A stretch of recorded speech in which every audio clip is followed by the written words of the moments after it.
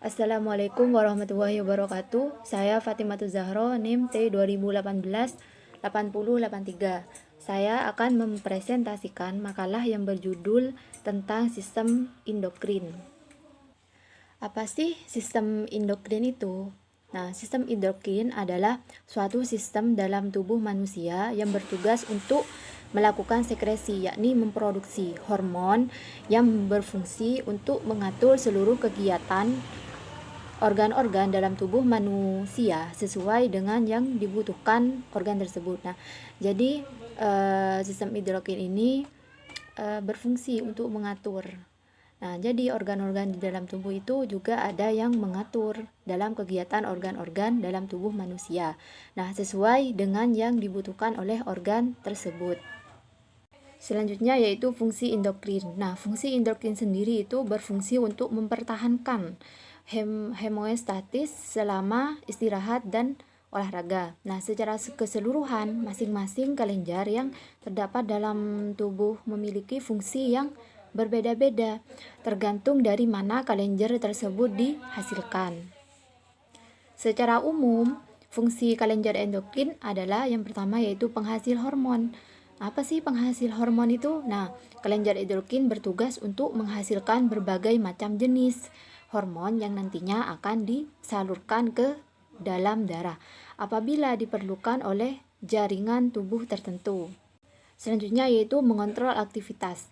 Nah, kelenjar endokrin bertugas untuk mengontrol aktivitas dan kelenjar tubuh agar dapat berfungsi dengan normal dan maksimal.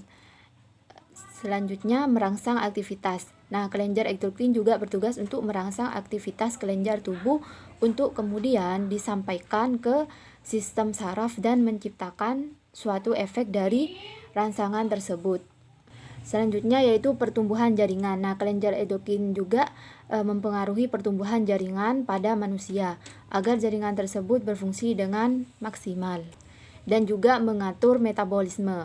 Kelenjar endokrin juga berfungsi untuk mengatur metabolisme dalam tubuh, yakni sistem oksidasi tubuh serta bertugas untuk meningkatkan absorpsi glukosa dalam tubuh dan pada usus halus.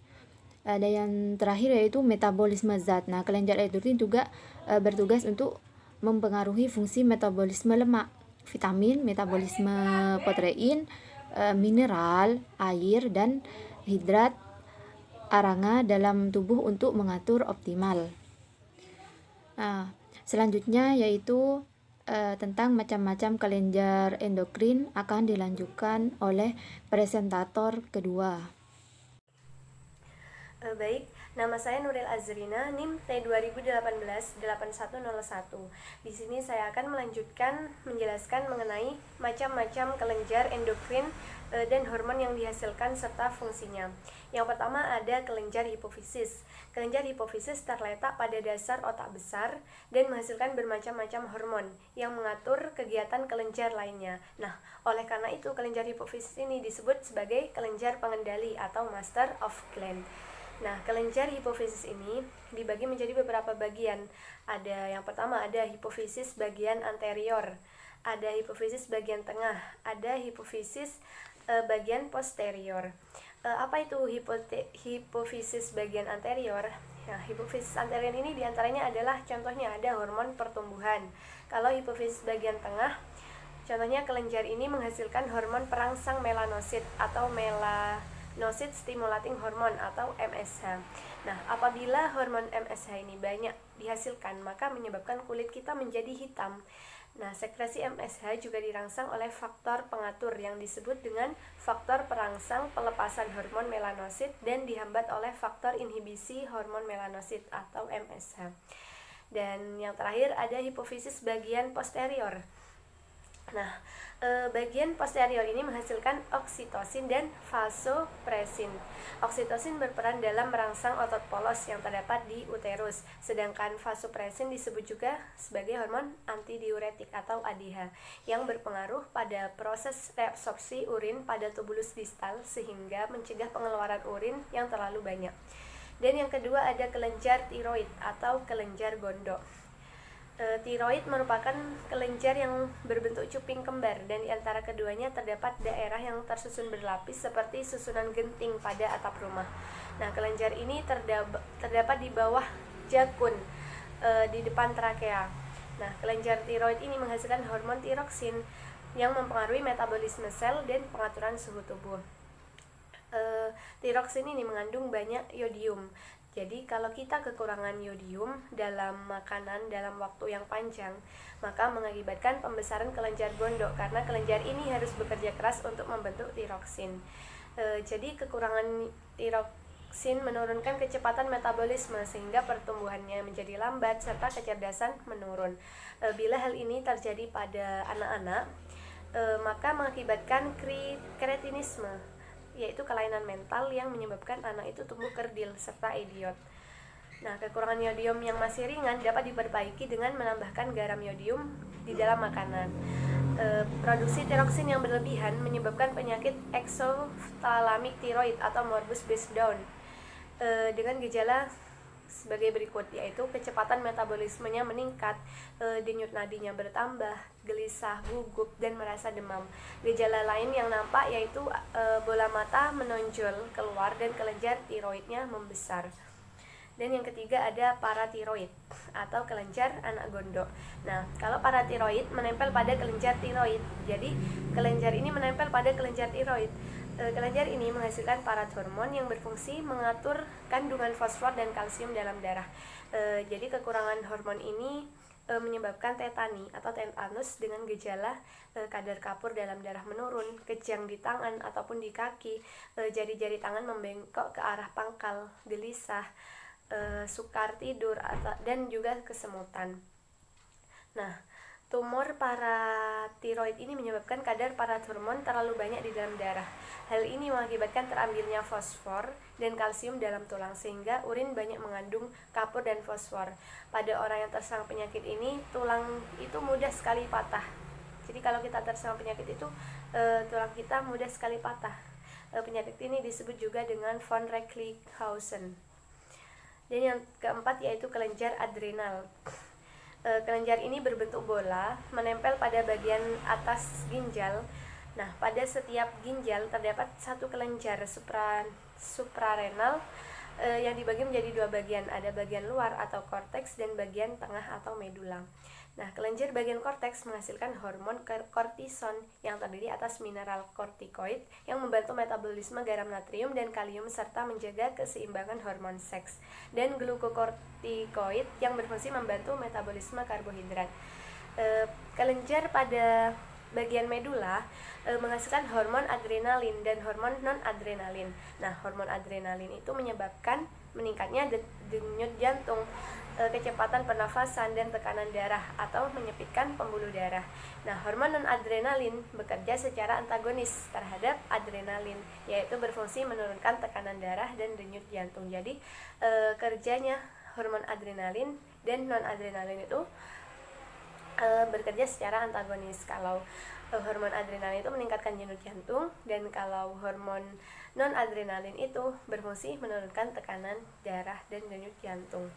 Nah, kerusakan pada bagian korteks mengakibatkan penyakit Addison dengan gejala-gejala timbul kelainan, nafsu makan berkurang, mual, muntah-muntah, terasa sakit di dalam tubuh. Nah, dalam keadaan ketakutan atau dalam keadaan bahaya, maka produksi adrenalin ini meningkat sehingga denyut jantung meningkat dan memompa darah lebih banyak. Nah, selanjutnya akan dijelaskan oleh teman saya. Saya Vicky Namunsifa, NIMT 2018-8090. Di sini saya akan melanjutkan penjelasan tentang macam-macam kelenjar endokrin dan hormon yang dihasilkan serta fungsinya. Yang kelima, pankreas. Ada beberapa kelompok sel pada pankreas yang dikenal sebagai pulau Langerhans. Bagian ini berfungsi sebagai kelenjar endokrin yang menghasilkan hormon insulin. Hormon ini berfungsi mengatur konsentrasi glukosa dalam darah. Kelebihan glukosa akan dibawa ke sel hati dan selanjutnya akan dirombak menjadi glikogen untuk disimpan.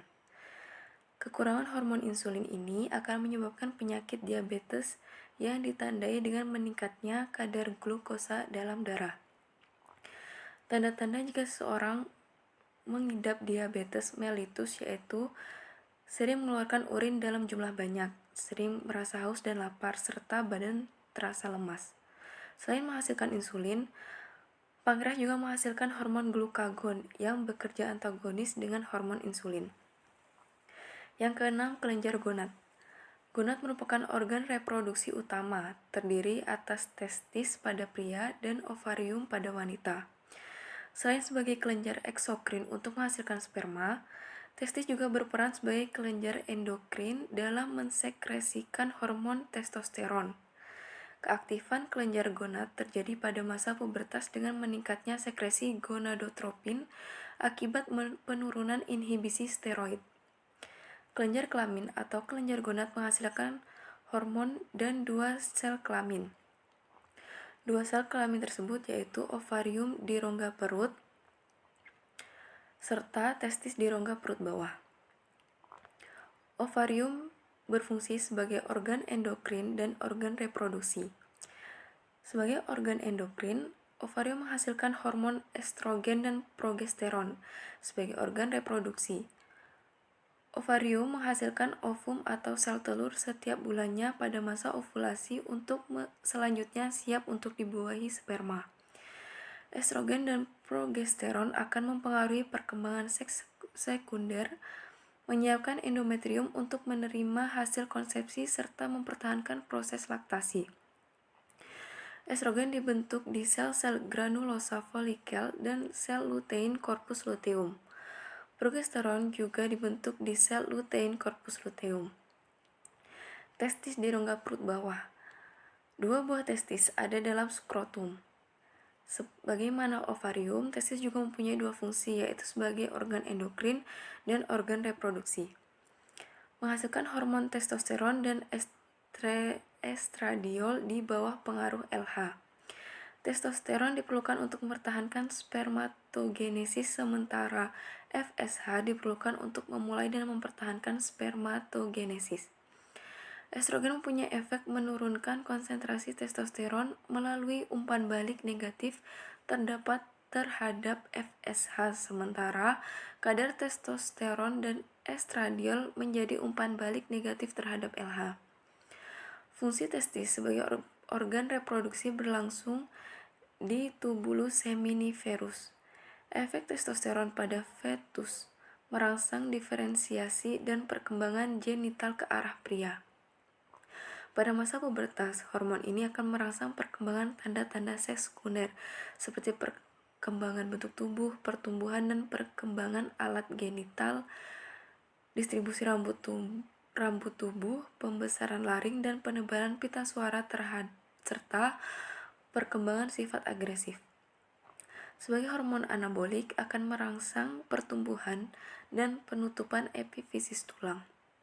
Selanjutnya yang terakhir, kelenjar timus. Kelenjar timus terletak di dalam toraks, kira-kira pada ketinggian bifurkasi trakea. Warnanya kemerah-merahan dan terdiri atas dua lobus. Pada bayi yang baru lahir sangat kecil dan beratnya kira-kira 10 gram atau lebih sedikit. Ukurannya bertambah pada masa remaja, beratnya dari 30 sampai 40 gram dan kemudian mengerut lagi. Fungsinya belum diketahui, tetapi diperkirakan ada hubungannya dengan produksi antibodi. Faktor yang diproduksi oleh kelenjar ini adalah meliputi 6 peptid yang secara kolektif disebut timosin. Fungsi dari timosin sendiri adalah mengendalikan perkembangan sistem imun dependen timus dengan menstimulasi diferensiasi dan proliferasi sel limfosite. Kemungkinan juga berperan dalam penyakit imunodefisiensi kongenital seperti agamaglobulinemia, yaitu ketidakmampuan total untuk memproduksi antibodi.